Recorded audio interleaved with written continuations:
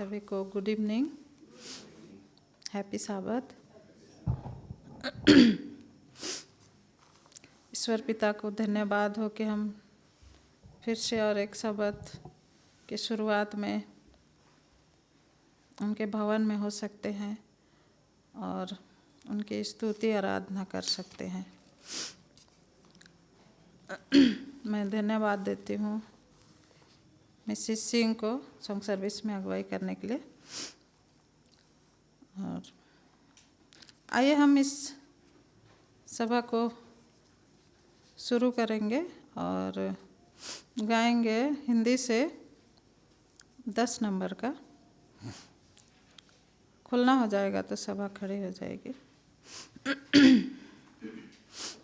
यीशु है मेरा कैसा विलास। शुरू करिएगा। यीशु है मेरा कैसा विलास, मन में वह देता मैं माँ की आस, मुक्ति की भागी स्वर्ग मेरा घर, उसमें मैं रहता सदा निडर। या मेरा हाल है या मेरा गान, उसी का यश मैं करता बखान।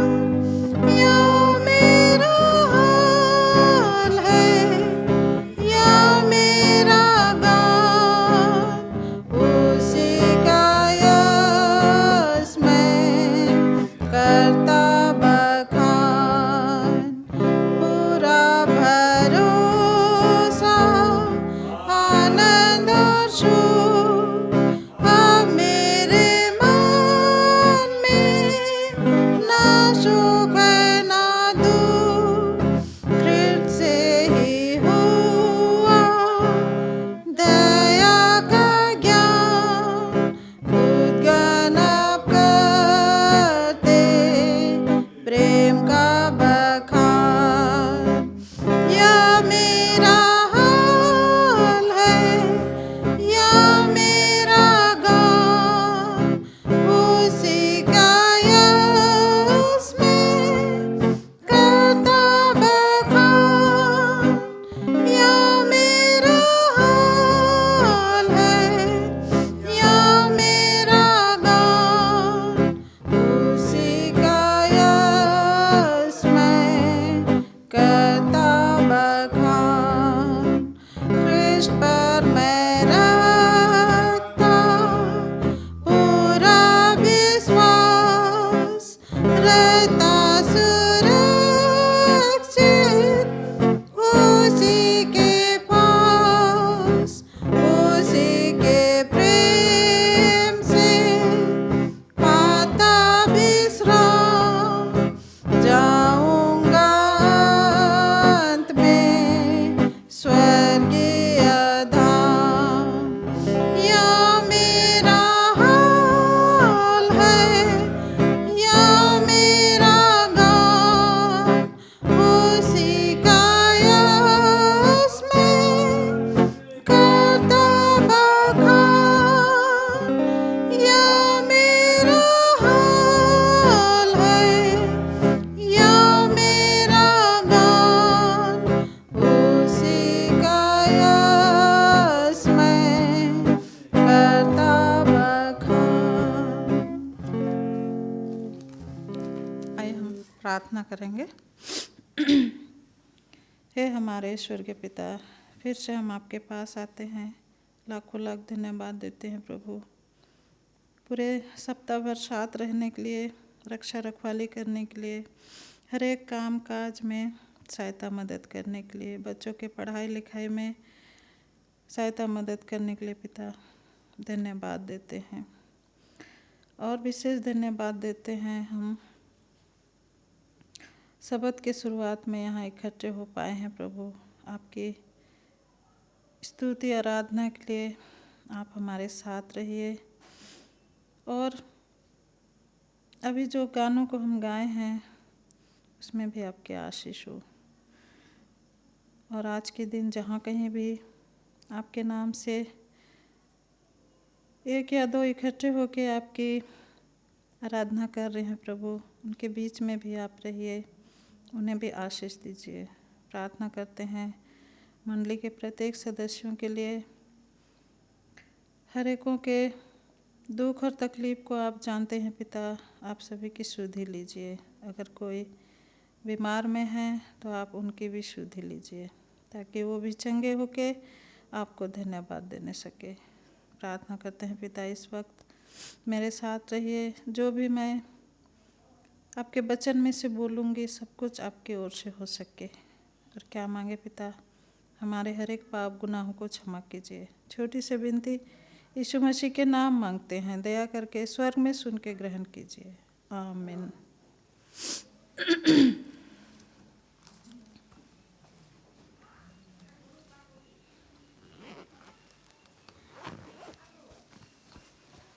मैं फिर से आप सभी को स्वागत करती हूँ इस भेश्वर की सभा में।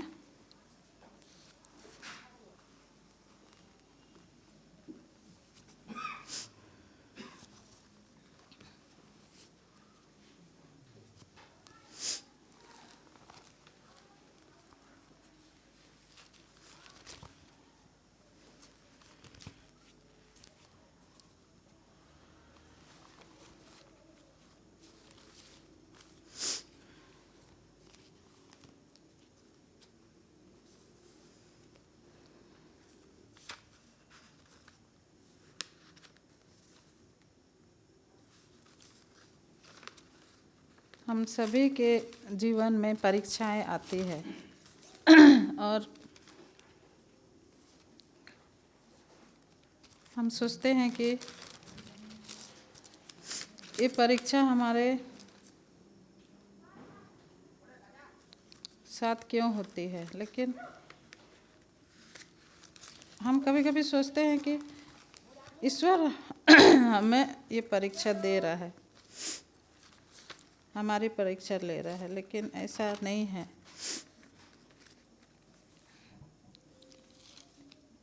ईश्वर हमें कभी भी परीक्षा में पढ़ने नहीं देता है, क्योंकि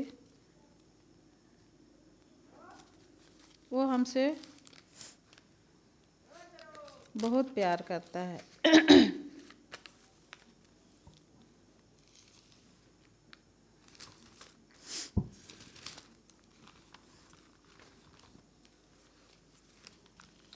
और कभी नहीं चाहता है कि हम दुख और तकलीफ में पड़ें,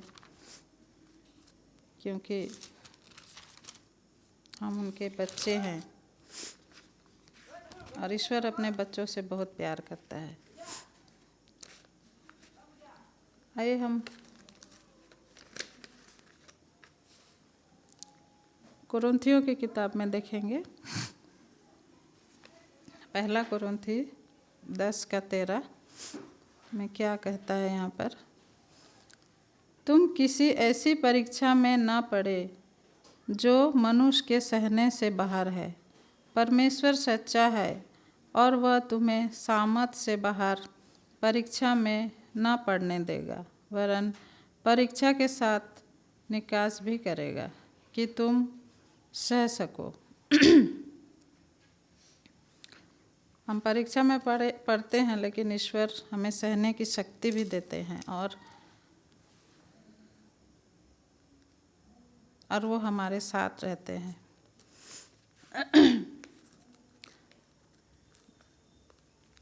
आगे हम और भी पदस्थल देखेंगे।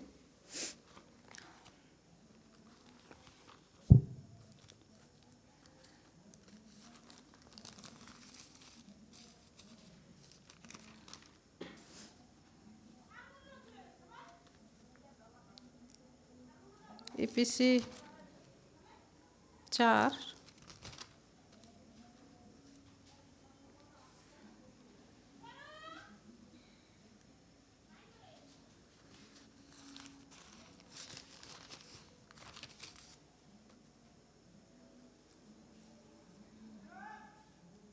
4 4:25 से यहाँ देखते हैं तो यहाँ हमें क्या बोलता है। इस कारण झूठ बोलना छोड़कर हर एक अपने पड़ोसी से सच बोले, क्योंकि हम आपस में एक दूसरे के अंग हैं। क्रोध तो करो पर पाप मत करो।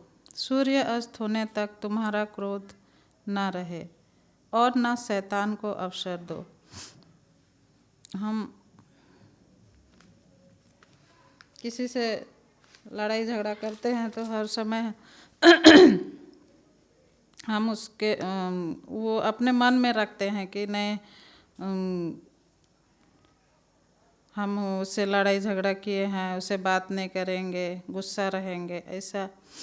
लेकिन बाइबल हमें कहती है कि सूर्यास्त होने तक तुम्हारा गुस्सा शांत हो जाए, क्रोध शांत हो जाए। अगर हम शांत नहीं करते हैं तो शैतान ये अवसर पा जाता है कि हम और भी कुछ भी और भी गलत करें, और हम शैतान को अवसर दे देते हैं और वो हमसे और भी गलत करवाता है।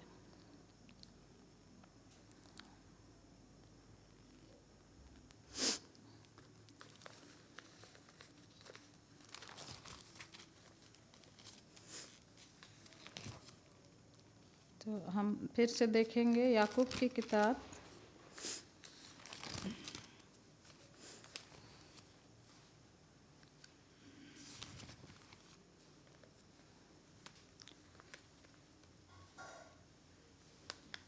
याकूब 1:2 से हम देखेंगे। हे मेरे भाइयों, जब तुम नाना प्रकार की परीक्षाओं में पड़ो तो इसको पूरे आनंद की बात समझो, यह जानकर कि तुम्हारे विश्वास के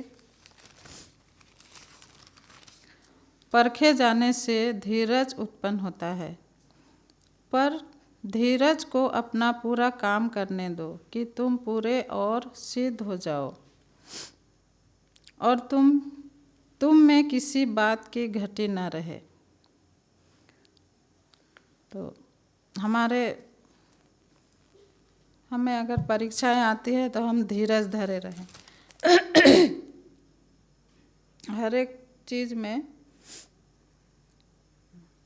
परीक्षा जब आए तो हम धीरज धरें और खुश रहें, आनंद करें कि हाँ, सबके जीवन में परीक्षा आती है लेकिन ईश्वर पिता उसे दूर करते हैं, और हम अपने ही लोभ और लालच के चलते परीक्षा में पड़ जाते हैं। यहाँ हम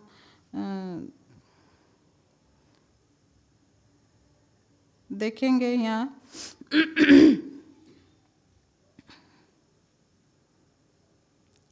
13 में, याकूब का 1:13 में जब हम देखते हैं, जब किसी की परीक्षा हो तो वह यह न कहे कि मेरी परीक्षा परमेश्वर की ओर से होती है, क्योंकि ना तो बुरी बातों से परमेश्वर की परीक्षा हो सकती है और ना वह किसी की परीक्षा आप करता है, परंतु प्रत्येक व्यक्ति अपनी ही अभिलाषा से खींचकर और फंसकर परीक्षा में पड़ता है। तो हमारे ही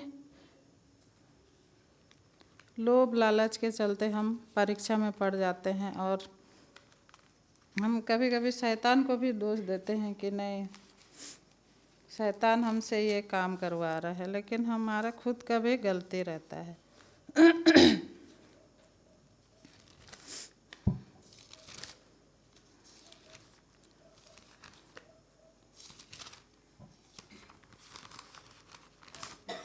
आइए देखते हैं 2 कुरिन्थी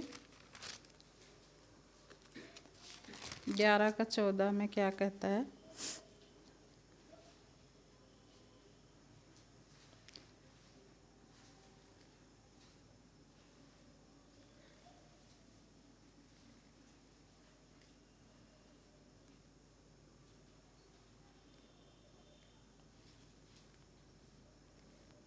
यहाँ शैतान के बारे में तो हम जानते हैं कि वो पहले स्वर्गदूत था और वहाँ स्वर्ग में उसने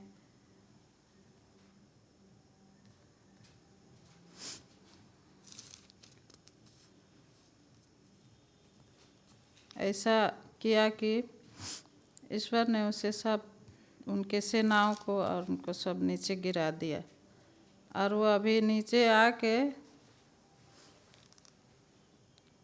लोगों को परेशान करता है। यह कुछ अचंभे की बात नहीं, क्योंकि शैतान आप भी ज्योतिमय स्वर्गदूत का रूप धारण करता है। हम जान नहीं सकते हैं कि ये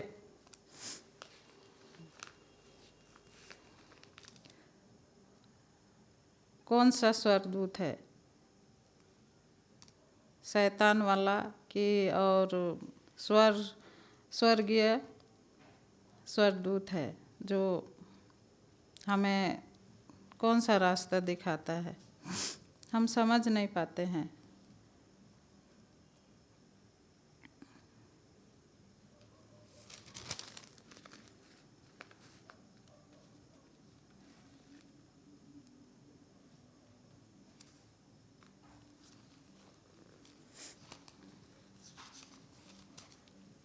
मत्ती की किताब में हम देखेंगे कि यीशु मसीह के ऊपर जब परीक्षा आती है तो हम सब जानते हैं उन्होंने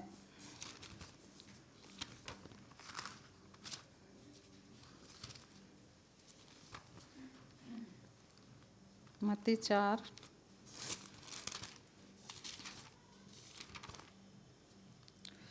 उन्होंने परीक्षा को कैसे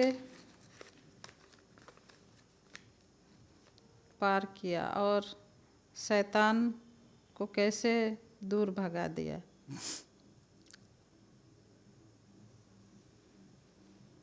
तब आत्मा यीशु को जंगल में ले गया ताकि इब्लीस से उसकी परीक्षा हो। वह 40 दिन और 40 रात निराहार रहा, बिना खाए पिए 40 दिन 40 रात रहा। तब उसे भूख लगी।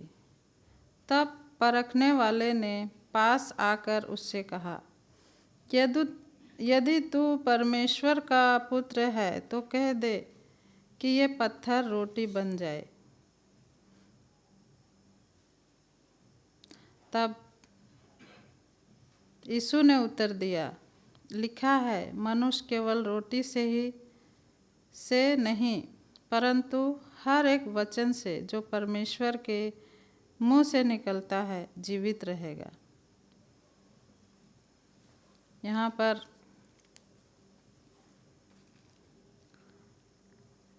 यीशु मसीह का जब परीक्षा हुआ तो परमेश्वर का वचन उन्होंने कहा कि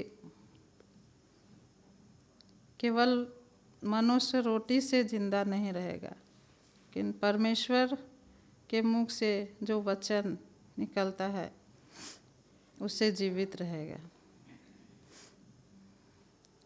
तब इब्लीस ने उसे पवित्र नगर में ले गया और मंदिर के अंगूरे पर खड़ा किया और उससे कहा, यदि तू परमेश्वर का पुत्र है तो अपने आप को नीचे गिरा दे, क्योंकि लिखा है, वह तेरे विषय में अपने स्वर्गदूतों को आज्ञा देगा और तुझे हाथों हाथ उठा लेंगे, कहीं ऐसा न हो कि तेरे पाँव में पत्थर से ठेस लगे।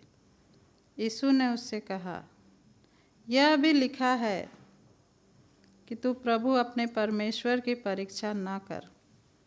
फिर इब्लीस उसे एक बहुत ऊंचे पहाड़ पर ले गया और सारे जगत के राज्य और उसका वैभव दिखाकर उससे कहा, यदि तू गिरकर मुझे प्रणाम करे तो मैं यह सब कुछ तुझे दे दूंगा। तब यीशु ने उससे कहा, हे शैतान, दूर हो जा, क्योंकि लिखा है, तू प्रभु अपने परमेश्वर को प्रणाम कर और केवल उसी की ही उपासना कर। तब शैतान उसके पास से चला गया और देखो स्वर्गदूत आकर उसकी सेवा करने लगे। यहाँ पर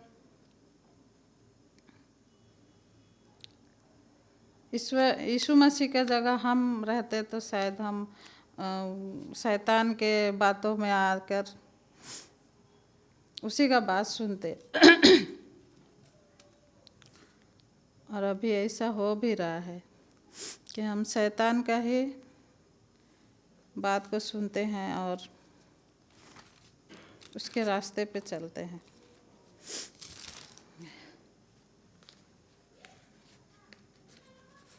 लेकिन हमको बाइबल पढ़ के जानना चाहिए कि ईश्वर का वचन हमें क्या कहता है।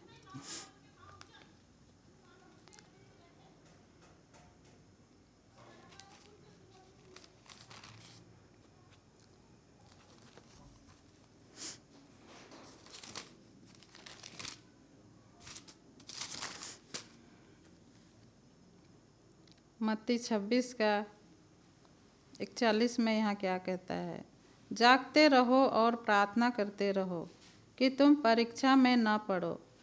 आत्मा तो तैयार है परंतु शरीर दुर्बल है। देखिए यहाँ क्या कहता है, शरीर हम लोग का दुर्बल है। आत्मा तो तैयार है पर शरीर दुर्बल है, और हम इसी का चलते हम परीक्षा में पड़ जाते हैं, क्योंकि हमें प्रार्थना की कमी है और हम बाइबल को भी ठीक से नहीं पढ़ते हैं, नहीं जानते हैं, और परीक्षा में पढ़ते हैं।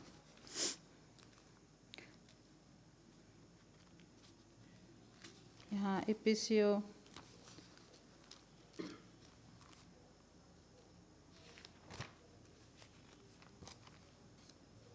6 में हम देखेंगे, 6 का 10 से 19 तक। इसीलिए प्रभु में और उसकी शक्ति के प्रभाव में बलवंत बनो। परमेश्वर के सारे हथियार बांध लो कि तुम शैतान की युक्तियों के सामने खड़े रह सको, क्योंकि हमारा यह मलयुद्ध लहू और मांस से नहीं परंतु प्रधानों से और अधिकारियों से है, और इस संसार के अंधकार के हाकिमों से है, और उस दुष्टता की आत्मिक सेनाओं से है जो आकाश में है। अंधकार के सेनाओं से।